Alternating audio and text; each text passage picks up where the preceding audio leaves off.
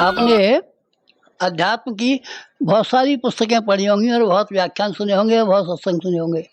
अध्यात्म किसे कहते हैं, ईश्वर किसे कहते हैं, भगवान किसे कहते हैं, प्रकृति क्या होती है, जीवात्मा क्या होती है, लोक क्या होता है, परलोक क्या होता है, संत क्या होते हैं, ब्राह्मण क्या होते हैं। ये इस विषय में आपने धार्मिक बहुत सारी पुस्तकें पढ़ी होंगी, मुझे विश्वास है। लेकिन एक और आप पुस्तक पढ़ लीजिए। वो कौन सी है? वो कितनी बड़ी है? वो 75 पन्ने की है, केवल 75 पन्ने की है। केवल 75 पन्ने का क्या अर्थ है? 75 पन्ने में कैसे हो सकती है? 75 पन्ने का अर्थ है हमारे जीवन के 75 साल। हमने इसलिए जन्म लिया कि लोगों को ये बता दें कि अध्यात्म झूठा है या अध्यात्म सही है। अध्यात्म के परिणाम, सिद्धियाँ, चमत्कार जो बताए हैं वो चमत्कार होते हैं कि नहीं होते हैं? अध्यात्म का फल जो बताया गया है वो होता है कि नहीं होता है? हमने अपने जीवन को एक प्रयोगशाला के रूप में बनाया है और प्रयोगशाला के रूप में बना करके लोगों को दिखाया है कि देखो, तुम अगर नास्तिक हो, तुम अगर अविश्वासी हो, भगवान को तुम नहीं मानते हो, तो हमारे जीवन की परीक्षा करके देख लो और ये देख लो कि हमारे पास अध्यात्म के अलावा कोई चीज़ नहीं है, केवल अध्यात्म है। और केवल अध्यात्म होकर के हमने अपनी ज़िंदगी को गंवा दिया या कुछ कमा लिया। आप इसको देख लीजिए।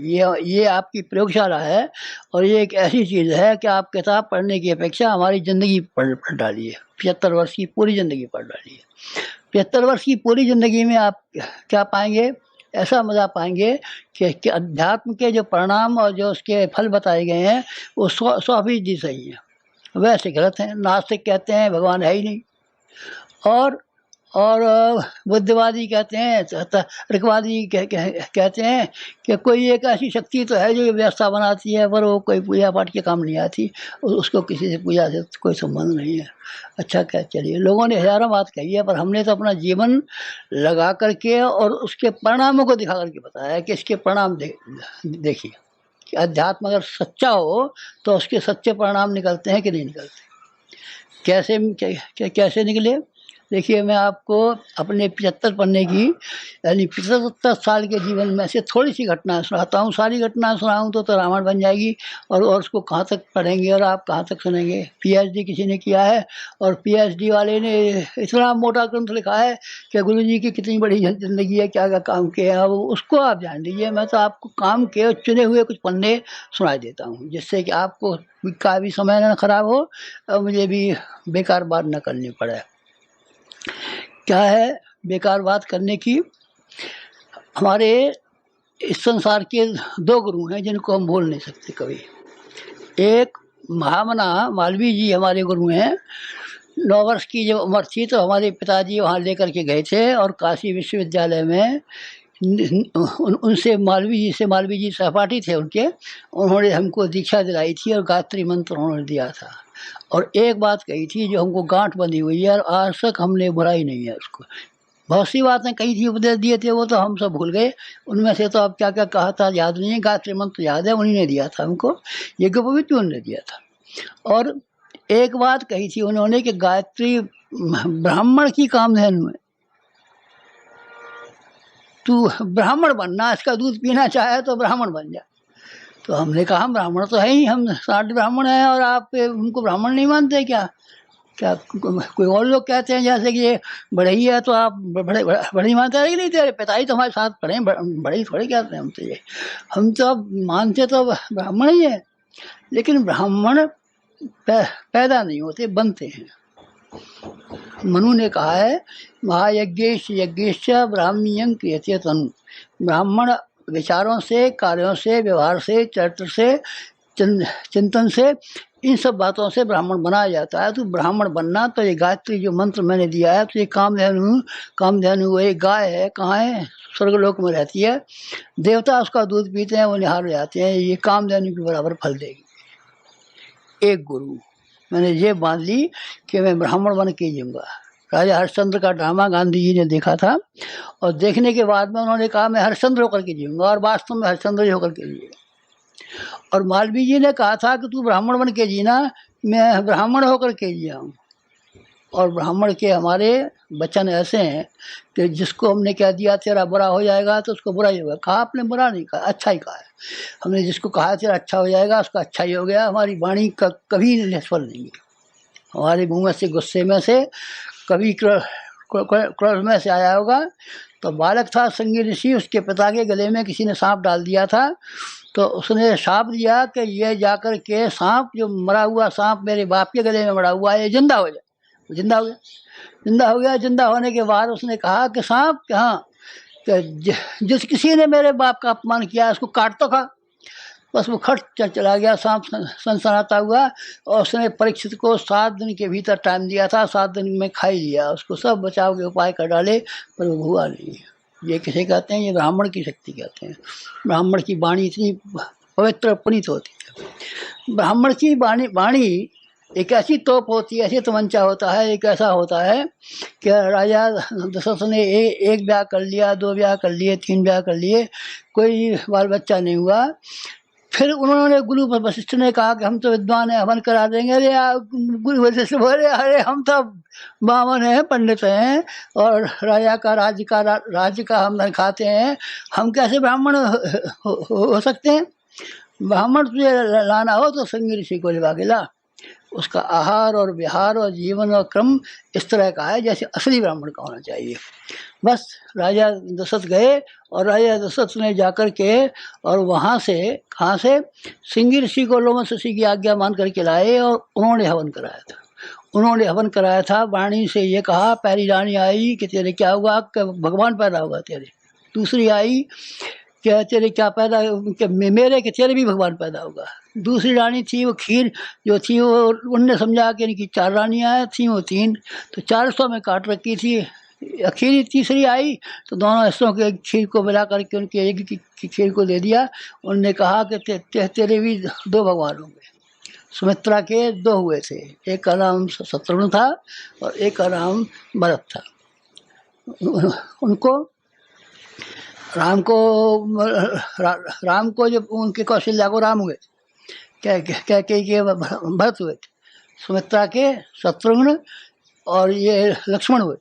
4 बेटे हुए थे। ब्राह्मण की वाणी से निकल गया, बस वही हो जाएगा। उन्होंने कहा तू ब्राह्मण बन जाना, बस ब्राह्मण होने के बाद तेरी सिद्धियाँ पीछे पीछे फिरेंगी, सिद्धियाँ तेरे पीछे पीछे फिरेंगी, कामधेनु तेरे घर पर जाएगी और दूध पिलाया करेगी, धन्य हो जाएगा।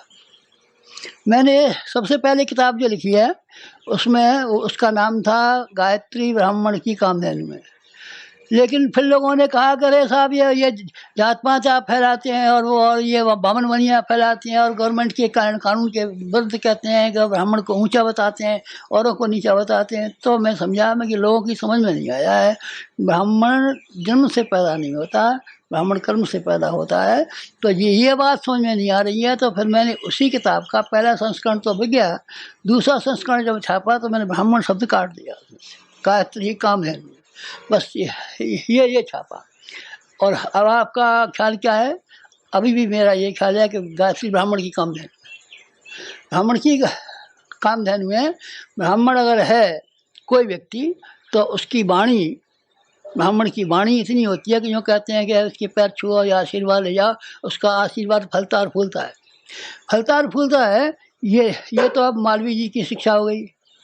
एक और गुरु हैं हमारे, 2 गुरु हैं आपके यहाँ भाई साहब, 2 गुरु हैं हमारे। उनके रामचंद्र जी के भी 2 गुरु थे, एक का नाम वशिष्ठ जी था, एक का नाम विश्वामित्र था, और एक का नाम वशिष्ठ जी था। 2 गुरु थे। हमारे भी 2 गुरु हैं। एक कौन से हैं? एक हिमालय पर रहते हैं, नंगे रहते हैं, सूक्ष्म शरीर है उनका, स्थूल शरीर स्थूल नहीं है, सूक्ष्म शरीर है। सूक्ष्म शरीर से हमने जैसा उनको देखा था, अपने कमरे में देखा था और हिमालय पर जाके देखा था, वो सूक्ष्म शरीर की कल्पना हमारे दिमाग में है, तो उस कल्पना के आधार पर हमने बना लिया। स्थूल शरीर नहीं है उनका। बातचीत करते हैं, सूक्ष्म शरीर है बाबा, बातचीत किससे करते हैं? वो वहाँ आए हमारे घर, उनका सूक्ष्म शरीर, और उनने कहा 15 वर्ष की उम्र हो गई, तो 15 वर्ष की उम्र हो जाने पर उनने कहा कि हम तुझे गायत्री की दीक्षा देंगे। तो हमने कहा कि हम गायत्री की दीक्षा तो ले आए हैं, मालवीय जी ने दे दी थी। उन्होंने कहा नहीं, हम दूसरी दीक्षा देंगे, हम दूसरी दीक्षा देंगे, क्या तुम्हें क्या, आप भी दे दीजिए। उन्होंने पहले 3 जन्मों के हाल दिखाए हमारे, और 3 जन्मों के हाल दिखाने के बाद में हमारा विश्वास हो गया कि यही हमारे गुरु हैं और इन्हीं को समर्पण करना चाहिए। गुरु को समर्पण किया जाता है, गुरु दक्षिणा दी जाती है, पैसे दे रहे, पैसे नहीं दिए जाते, समर्पण किया जाता है, समर्पण किया जाता है। गुरु हमारा आया, हमने कहा हमारा शरीर आपका, हमारा दिमाग आपका, हमारा पैसा आपका, हमारा जो कुछ भी है तन मन धन सब आपका है, गुरु इससे कम में नहीं होता। और गुरु तत्व का लाभ ना आज तक किसी ने उठाया है, न कोई भविष्य में कभी उठा देगा। हम तो दीक्षा ले आए थे और 100 रुपया दे आए थे, चल बेईमान कहीं कर 100 रुपया दे आया था और दीक्षा ले आया था और तिलक लगवाया था, ठग कहीं करी। तो गुरु का सारा तप इसी तरह से लेगा, इस तरह से नहीं ले जाता। आग में ईंधन को डाल देते हैं, ईंधन समर्पित हो जाता है, समर्पित होने के बाद में आग जैसा हो जाता है, बिल्कुल आग हो जाता है अगर समर्पित हो तो। और समर्पित न हो, इस बात पर मौका मिले कि गुरु जी की चप्पल चुरा ले जाऊँ और जेब में कोई पैसे हो तो चुरा ले जाऊँ, ना काट ले जाऊँ, उनके बालों खाड़ ले जाऊँ, इनके घर वालों में से ले जाऊँ, कोई ऐसा ठग हो तो मरेगा दूसरा। गुरु है, गुरु तेरे बाप के भी गुरु हुआ। निशा हमारे आचार्य जी गुरु हैं, हम तेरे गुरु हैं, हम तेरे गुरु हैं। तो है शर्म नहीं आती? हम है तो हमारा कहना नहीं मानता, हमारे रास्ते पर नहीं चलता। गुरु हैं, गुरु हैं, हमने गुरु बनाए थे, गुरुदक्षा ली थी, इसलिए हमें इसका शांत कुंज का मालिक बना दो। भाग जा बेईमान कहीं कहीं का, ऊपर से कहता है गुरु है हमारे, हम तेरे गुरु हैं, दुश्मन है हम तेरे। हमारी तेरे कोई आज्ञा मानी, हमारे कहने पे चला, हमारे साथ एक कदम उठाकर चला गया है पश्चिम को और हम ले आ रहे थे पूरब को, और ऊपर से कहता है गुरु में। हम गुरु नहीं है, गुरु वो आए थे जो हिमालय से हमको आए थे, वो हमारे घर आए थे। आप हिमालय गए थे? नहीं, हम नहीं गए थे, न हमने देखा उनका हिमालय, न वहाँ हम जा सकते थे, और न हमें कुछ पता था कौन गुरु है कौन गुरु नहीं है। वो जन्म जन्मांतरों के गुरु थे, वो आए और उन्होंने आकर के हमसे कहा कि हमारी गुरु दीक्षा ले लो। कहा तुमने तो वही सुना दिया? अरे यही है तो हमने सुना है, हाँ वही कोई दीक्षा दे रहे हैं। तो उन्होंने कहा कान में कि एक और बात सुन, बोर काटो, बोर काटो, बोर काटो। मैंने कहा साहब क्या क्या क्या बोए, कहाँ बोए? खेत तो हमारे पास है, अपने कहाँ से काटें? आप सब बात को समझाइए ना हमको। तो उन्होंने ये कहा कि तेरे पास जो कुछ भी है, जो पहले जन्मों का लेकर के आया है वो, और इस जन्म का जो कुछ तेरे पास है, सब भगवान के खेत में बो दे। भगवान का खेत कहाँ है? भगवान का खेत हमने कभी देखा भी नहीं है, पटवारी ने भी नहीं बताया कि भगवान का खेत कहाँ है। तो उन्होंने कहा पटवारी के खाते में नहीं है, ये जनता जनार्दन जो है, ये सारा विश्व है, ये भगवान का विराट रूप है। ये अर्जुन को दिखाया था, ये उसको कौशल्या को दिखाया था, ये यशोदा को दिखाया था, ये काकुसंड को दिखाया था। भगवान का असली स्वरूप ये विश्व है। तो इस विश्व की जनता के लिए जो तेरे पास है सो सब सौंप दे, सब बीज रूप में बोले। क्या चीज़ें हैं हमारे पास? उनने दिलाई याद, हमें तो मालूम नहीं था हमें क्या चीज़ें हैं हमारे पास। उन्होंने कहा देख तेरे पास सबसे बड़ी चीज़ है समय। भगवान ने जन्म दिया है तो समय दे करके भेजा है एक, और तेरे शरीर में श्रम है, श्रम है। समय भगवान ने जितना दिया है वो उनने दिया है। श्रम तेरे शरीर में, कलाइयों में, भुजाओं में श्रम है 2, और तेरे मस्तिष्क में ज्ञान है 3 तो ऐसा है कि तू जब माँ के पेट में से पैदा हुआ था तभी भगवान की 3 चीज़ लेकर के आया था। और चौथी एक और चीज़ है, वो कौन सी है? चौथी एक चीज़ वो है जो कि तुझे संसार में मिली, संसार ने दी है। वो क्या है? संपदा। संपदा भगवान के यहाँ के लेके नहीं आते, सब आदमी नंगे शरीर आते हैं, नंगे हाथ आते हैं। यहाँ किसी के पिता की है, किसी के बाप की है, किसी की कहीं की है। ये 4 चीज़ें तेरे पास हैं, इन चारों चीज़ों को तू बो दे। अच्छा ले लीजिए, अब हम बोएंगे। 15 वर्ष की उम्र में से वो चारों चीज़ें बोना हमने शुरू कर दिया। हमने अपना समय बोया। अपना समय किस काम में लगाया? हमारा सारा समय 2 काम में लगा है। एक तो भगवान की उपासना में लगा है, उनके नज़दीक चरणों में बैठने में, और एक भगवान का जो सारा विश्व है इसकी सेवा करने में हमारा लगा है। सारा समय का आप हिसाब लगा लीजिए। जो हम नहाने में समय चला गया होगा, टट्टी में करने में समय चला गया होगा, सोने में समय चला गया होगा, खाने में समय चला गया होगा, उसका तो हम गुनहगार हैं। बाकी सारा समय हमारा सिवाय लोक मंगल के और किसी काम में नहीं लगा है। एक समय, और दूसरा श्रम। पसीना हमने खूब बहाया है। काम हमने इतना ज़्यादा किया है कि 5 आदमी मिलके काम नहीं कर सकते, उतना हमने काम किया है। हमने अपने आप के साथ में इतनी कड़ाई बरती है, इतनी कड़ाई बरती है कि हमारा पसीना पसीना निकल पड़ा है। पसीने की एक बूंद, कभी आराम में बैठे हो, कभी वहाँ बैठे हो, कभी वहाँ बैठे हो। ये हमने चारों वेदों के बाद से मिट्टी के तेल की लालटेन के नीचे किए हैं। बिजली के दाम बताए थे कि ये व्यक्ति महंगी, हमने मिट्टी के तेल की लालटेन के नीचे अखंडोती का 20 साल तक संपादन किया है। हम ब्राह्मण हैं, अपने खाने में जौ की रोटी और अच्छा छाछ खाइए। नहीं आप फल खाते हैं? फल हमारे बाप ने खाए, न दादा ने खाए, न परदादा ने खाए। फल 16 रुपये किलो का खाएगा ये बाबा जी बच्चों? कौन जालिम? जालिम ये 16 रुपये किलो का ये खाएगा। माता जी ने एक बार किसी ने क्या कह दिया कि गुरुजी को काम ज़्यादा करना पड़ता है, बहुत घंटे काम करते हैं, तो इनको मौसमी का रस दे दिया करो। मैं अपने काम में लगा रहा था तो एक छोटे गिलास में मौसमी का रस ले आई। तो मैं समझाइए पानी लाइए। पानी को उठा करके फिर मैंने देखा कि ये क्या है, कि मौसमी का रस है। अरे तेरे का तुमने ये क्या लिया इधर? क्यों? काशी तपोभूमि पे आदमी रहते हैं, उनके बच्चे रहते हैं, उनकी लड़कियां रहती हैं, उनके बच्चे छोटे छोटे बालक रहते हैं, उनको मौसमी का रस का दूध भी नहीं पीते। और अगर हम मौसमी का रस पीते हैं तो धिक्कार है हमारे लिए। हम मौसमी का रस पीते हैं तो धिक्कार है हमारे लिए। इसीलिए हमने वो जो मौसमी का रस था माता जी को दे दिया, किसी बच्चे को दे देना। और मैंने उंगलियां गले में डाल करके उल्टी कर दी, ताकि वो जहर, कौन सा फलों का रस है? जहर। फलों का रस क्या होता है? जहर, ब्राह्मण का जहर है। वो जहर मैंने क्या कर दिया। और क्या करने के बाद में सारा श्रम जो था वही अपनी रूखी रोटी खा करके और वही अपनी दाल और रोटी खा करके ज़िंदगी काट डाली और परिश्रम किया, समय दिया। बुद्धि भी हमारी, आप ये बुद्धि में समय जितना भी अकल ने काम किया होगा, अकल हमारी लोक मंगल के लिए लगी है। न हमको महंत बनने में लगी, न हमको नेता बनने में लगी, न हमको अमुक काम में मिली, न अमुक काम में लगी। हमारी योग्यता, हमारी बुद्धि ने जो कभी काम किया होगा, रात में सपना देखा होगा तो भी हमने लोक मंगल का सपना देखा होगा, परमार्थ का सपना देखा होगा, पुण्य का देखा होगा, पुरुषार्थ का देखा होगा, जन कल्याण का सपना देखा होगा, आत्मशोधन का सपना देखा होगा। यही सपना देखा हमने, कोई सपना नहीं देखा। ये क्या हो गया? ये हो गया हमारा श्रम, ये हो गया हमारा समय, ये हो गई हमारी बुद्धि। और आपका धन, हमारे पास जो धन था, हमने तो कुछ कमाया नहीं था, लेकिन जो था तो लोगों ने कहा, गांव वालों ने, कि साहब उसकी बाप की संपत्ति पे बेटे का अधिकार होता है। नहीं, बेटे का कोई अधिकार नहीं है। बेटे को हमने पढ़ा दिया और काम करने लायक बना दिया है, बस, इससे आगे नहीं। और फिर आप ये इल्ज़ाम लगाते हैं हमारे ऊपर, ये इल्ज़ाम लगाते हैं हमारे पास इतनी ज़मीन थी, वो अपने बेटों को और जमाइयों को और उनको बेटियों को दे आते, तो वो हमने सब जमीन एक चप्पा बेच करके गांव में एक वो हाई स्कूल बना दिया।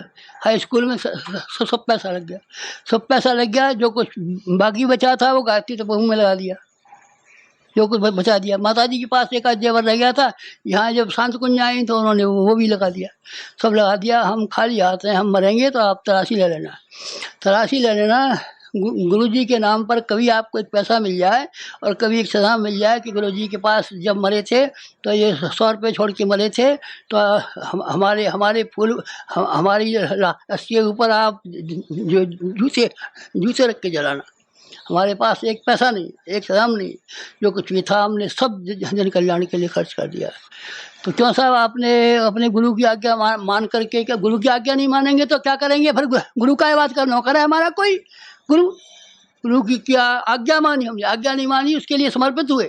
समर्पित नहीं हुए, उससे ये कहा कि आप जो कुछ भी कहेंगे हम वही करेंगे, आप चाहे गलत कहते हैं चाहे सही कहते हैं, चाहे हमारा नुकसान जाता है, हमारा सारा नुकसान गया। अगर हमने समय का कुछ उपयोग किया होता तो हम कुछ नौकरी कर लेते, दुकान कर लेते, कुछ तो कर लेते, अपने श्रम का कुछ कर लेते, तो हम खेती कर लेते, कुछ काम कर लेते, कुछ तो कर लेते।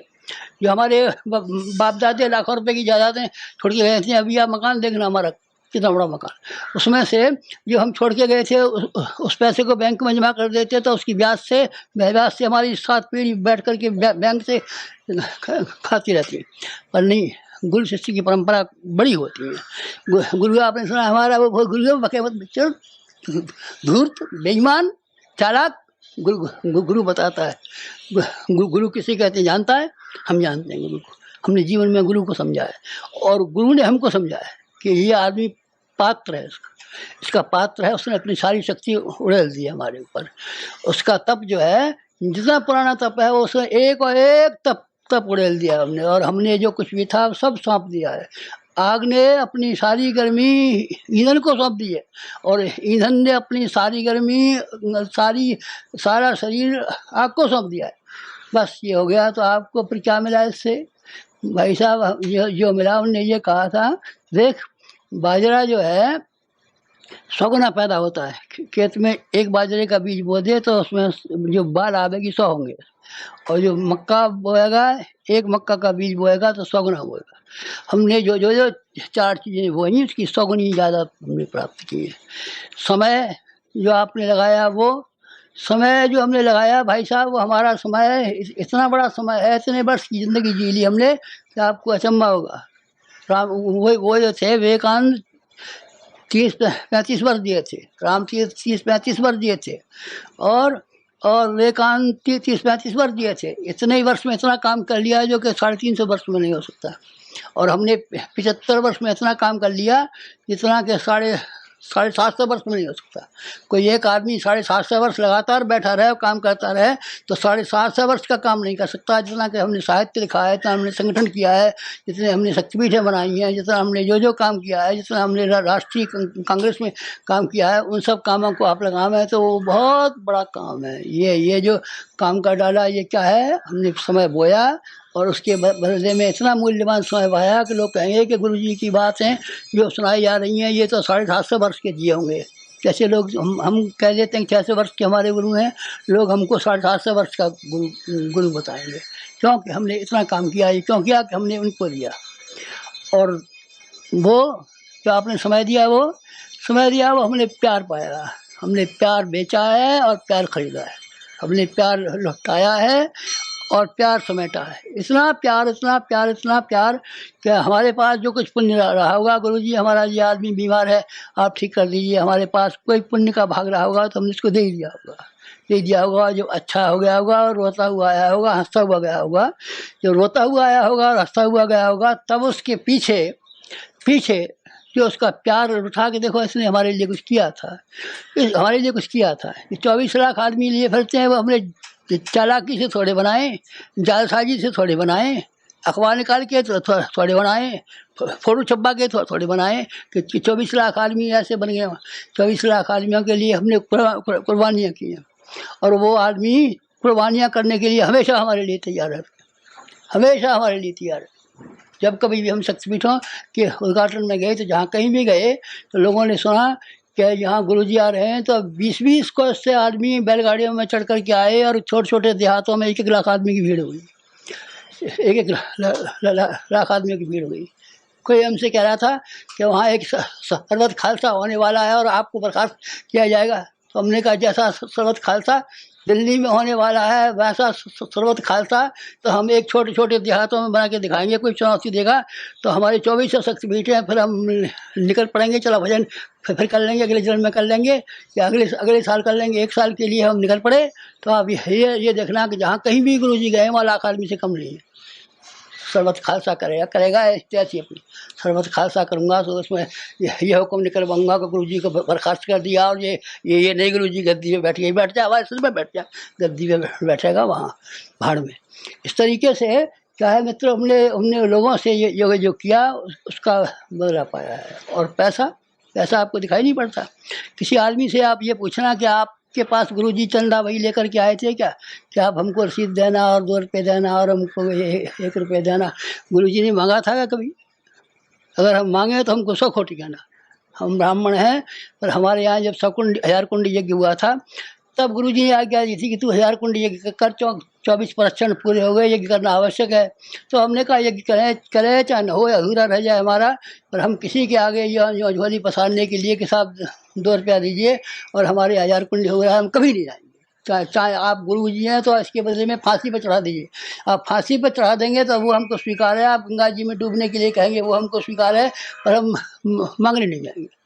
लेकिन हम मांगने नहीं गए। फिर कितना खर्च हुआ है आप जानते हैं? 2400 शक्तिपीठें बनी हुई हैं। एक शक्तिपीठ 10-10 लाख की बनी हुई है। आप जूनागढ़ जाके आइए, पूरे पत्थर की बनी हुई है। आप अहमदाबाद होकर के आइए, कितनी शानदार बनी हुई है। आप सहरसा होकर के जाइए, देख के आइए कितनी बड़ी बनी हुई है। आप भिलाई देख कर के जाइए, 10 लाख रुपए की शक्तिपीठ बनी हुई है। एक एक शक्तिपीठ को देखें तो आप करोड़ों करोड़ रुपए की शक्तिपीठें बनी हुई हैं। कि किसकी? 1000 रुपये हमने दिया, लो भाई शक्तिपीठ के लिए हम तुम्हें आज्ञा देते हैं और ये 1000 रुपये नकद देते हैं, इसको ले जाओ, तुम बना देना, तुम्हारा अक्षर रहेगा, तुम्हारा कभी पैसा नहीं घटेगा। किसी का पैसा नहीं घटा और वो लाखों करोड़ों रुपया खर्च हो गया। यहाँ है, यहाँ आप देखते हैं शांति कुंज में चौकाई देख लीजिए, खड़े रहिए आप सवेरे से शाम तक, और ये देख लीजिए कि सवेरे 6 बजे से लेकर शाम को 6 बजे तक इनका चौका चलता रहता है कि कितने आदमी खाना खाते हैं। यहाँ की इमारतों को देख लीजिए, यहाँ की इमारत देखिए, मथुरा की इमारत देखिए, अमृतसर की इमारत देखिए, ये तो हमारी बनाई हुई है। इनको आप देखिए कितने रुपए का है, ढेरों रुपए का है, कितनों का है, करोड़ों का, सैकड़ों का, सैकड़ों का नहीं करोड़ों का, ये करोड़ों का है। जो भी हमने काम किए हैं, गाड़ियाँ हैं हमारे पास 30, अगले दिनों 100 गाड़ियाँ लेने का हमारा विचार है कि 100 गाड़ियों से सारे हिंदुस्तान के हर गांव में जा पहुँचेंगे। 100 गाड़ियाँ खरीद लेंगे, हम खरीद लेंगे। कहीं आपके पास है? हमारे पास सब कुछ है। हमारे पास, हमारे हृदय में, हमारी वाणी में, जैसे हनुमान जी ने कलेजा चीर करके दिखाया था कि आपको भगवान देखने हो, रामचंद्र जी ये देखने हो तो यहाँ देख लीजिए।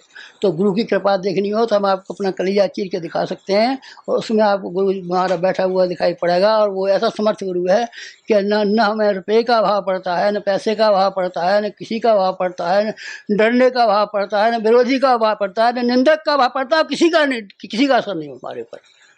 आप इतने निर्भीक हैं, हम बिल्कुल निर्भीक हैं। कोई हमने तो सुना है कि फलाना आदमी आपका प्रतिद्वंदी खड़ा हो गया है और आपको गद्दी पैसे उतार देगा, बैठ जाएगा, देख लेंगे गद्दी पर उठाएगा, आएगा तो यहीं हमारे पास उतार दे, तब देख लेंगे हम कैसी गद्दी पैसे उतार देगा। तो पैसे के मामले में कितनी योजना है। अभी हमने बनाई है, लाख कुंड की योजना बनाई है, और क्या नाम है, एक विश्वविद्यालय की योजना बनाई है, 1 लाख आदमियों को शिक्षण देने की योजना बनाई है। कितनी योजना बनाई है, इतनी लाखों की हमने योजना बना रखी है, पूरी हो जाएंगी। 24 लाख पेड़ लगाने की है गवर्नमेंट। जब 24 लाख पेड़ लगाती है तो गुरु जी गवर्नमेंट के करोड़ों रुपये खर्चे आते हैं, हो जाते होंगे, हमें नहीं मालूम।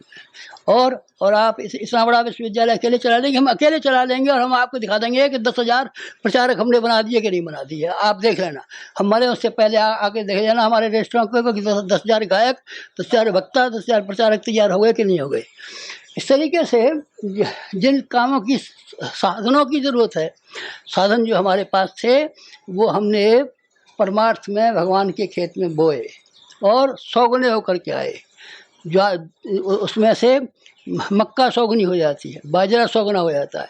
हमारे पास जो कुछ भी मुट्ठी भर था, सुदामा के तंदुलों की तरीके से हमने भगवान के चरणों पर अपनी पोटली चढ़ा दी, और उन्हें हमारे चरण धो करके पिए, और जो कहा कि द्वारका की राजधानी इसको सुपुर्द कर दो।